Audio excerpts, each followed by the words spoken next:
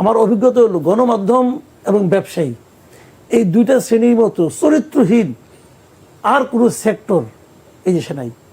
ব্যবসায়ীরা চরিত্রহীন সবাই না তো, সবাই বলে নাই। আমি তো বললাম তো, আমার অভিজ্ঞতা বলতেছেন, মানে আমার অভিজ্ঞতা আমি বললাম তো আপনাকে, আগে তো বললাম যে এই সরকারের সমালোচনা একটা গণমাধ্যম দেখান তো, এত বড় গণমাধ্যম যে নাকি হাসিনা সরকারের সঙ্গে যুদ্ধ করে টিকে আসছিল, প্রথম আলো, ডেইলি স্টার, এদের কণ্ঠে কোনো এই সরকারের কোনো সমালোচনা পাবেন?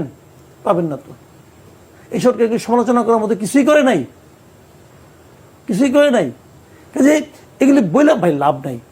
আপনি দেখেন এই যে আদম মাটির ব্যবসায়ী বলেন আপনার, অথবা জমির ব্যবসায়ী, অথবা আপনার এই যে গার্মেন্ট ব্যবসায়ী বলে নাই শেখ হাসিনার সঙ্গে কবর পর্যন্ত যাবো, মৃত্যুর পরেও তার সঙ্গে থাকবে।